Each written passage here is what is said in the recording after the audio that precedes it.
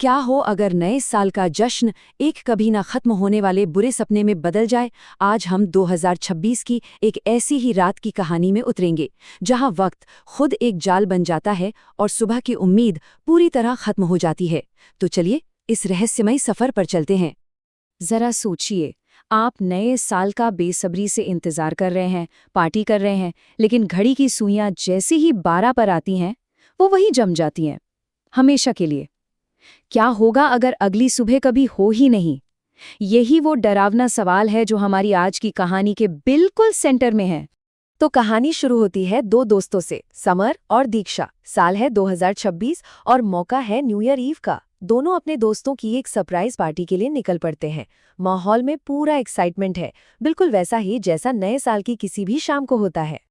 उनकी मंजिल thunder leaf हिल resort, जो कि घने जंगल के बीचों बीच है। उनके एक दोस्त शशांक ने फोन करके उन्हें सरप्राइज पार्टी का बताया था। मतलब शुरुआत में तो सब कुछ एकदम नॉर्मल और एडवेंचरस लग रहा था कि चलो एक यादगार रात होने वाली है। और फिर कहानी बदलनी शुरू होती है। अचानक से तेज तूफानी बारिश होने लगती है। मेन रोड पर एक बहुत बड़ा पेड़ गिरा मिलता है। रास्ता बंद, तो समर एक शॉर्टकट लेने का फैसला करता है। एक ऐसा रास्ता जिसे ज्यादा लोग जानते नहीं थे। और ठीक उसी वक्त जब माहौल पहले से ही काफी डरावना था, उनकी कार का टायर भी पंक्चर हो जाता है।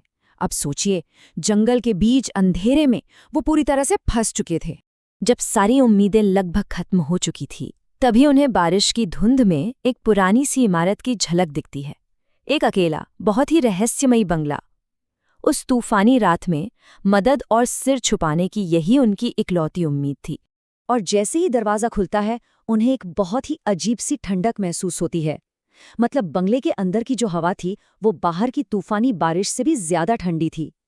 ये कोई नॉर्मल ठंडक नहीं थी, ये एक अप्राकृतिक ठंड थी। ऐसा लग रहा था मानो यहाँ पर कुदरत के नियम ही काम नहीं करते। उनकी मेजबान थी पूनम, देखने में खूबसूरत, लेकिन उसकी मुस्कान उसके आंखों तक पहुंच ही नहीं रही थी। उसकी आंखें एकदम खाली थीं। ऐसा लग रहा था जैसे वो मुस्कुरा तो रही है, पर उसकी आत्मा कहीं और ही कैद हो। और यही पहला इशारा था कि इस घर में कुछ तो बहुत गड़बड़ है। बंगले के अंदर आने के कुछ देर बाद समर और दीक्षा को धीरे धीरे ये एहसास होने लगता है कि वो सिर्फ एक घर में नहीं, बल्कि किसी गहरी, बहुत गहरी पहेली में फंस गए हैं। एक ऐसी पहेली जहां हर कोने में एक नया राज छिपा हुआ है। उस बंगले का पूरा माहौल ही डरावना था। दीवारों पर दशकों पुरानी धूल से ढकी तस्वीरें लगी थीं। एक टूटा हुआ म्यूजिक बॉक्स था जिससे अपने आप एक धीमी उदास सी धुन आ रही थी। और फिर थी पूनम की बेटी, जो उन्हें बिना पलक झपकाए बस घूरे जा रही थी। इतना ही नहीं, वहां जल रही मोमबत्तियों की लौ भी अजीब नीले रंग की थी।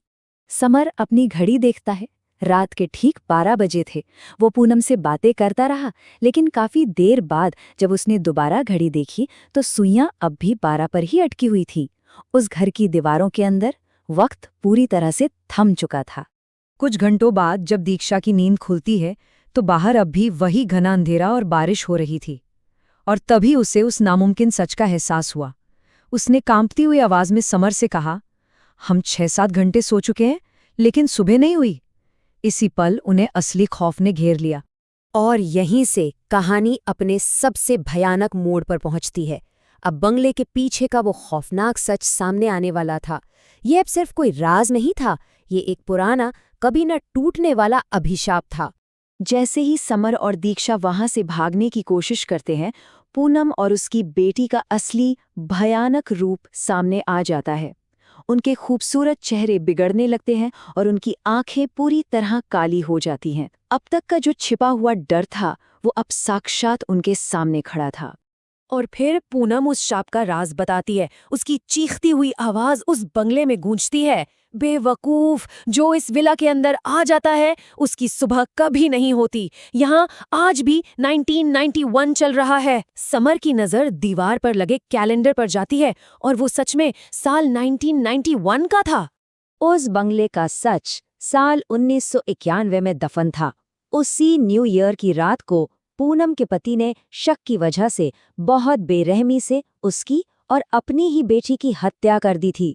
और तब से उन दोनों की आत्माएं अपने कातिल पति के लौटने का इंतजार कर रही हैं और जो भी उस घर में आता है वो हमेशा के लिए वहीं कैद हो जाता है। तो अब जब सच सामने आ चुका है, कहानी अपने दुखद और भयानक अंत की तरफ बढ़ती है। वो अंत जहां समर और दीक्षा की किस्मत हमेशा के लिए उस बंगले की दीवारों में कैद होने वाली थी। पूनम और उसकी बेटी भयानक चीखों के साथ समर और दीक्षा पर हमला कर देते हैं। उस रात, उस अंधेरे में 2 और मासूम जिंदगियां हमेशा के लिए खो गईं।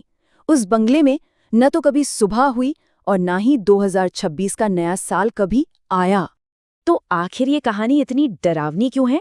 क्योंकि ये हमारे एक सबसे बड़े डर पर बनी है, एक ऐसी सिचुएशन में फंस जाना जहां से निकलने का कोई रास्ता ही ना हो। ये जो टाइम लूप का कॉन्सेप्ट है, जहां हर पल एक जैसा होता है, ये दिमाग पर बहुत गहरा असर डालता है। कहानी धीरे धीरे हमें सुराग देती है, जिससे हमारा डर बढ़ता जाता है और ये हमें अंत तक बांधे रखती है। और आखिर में ये कहानी हमें एक बहुत ही परेशान कर देने वाले सवाल के साथ छोड़ जाती है। अगर ये शाप एक सर्कल है, एक चक्र है जो हमेशा चलता रहता है, तो क्या इसका मतलब ये है कि समर और दीक्षा की आत्माएं भी अब उसी बंगले में कैद हैं और अगले मेहमानों के आने का इंतजार कर रही हैं?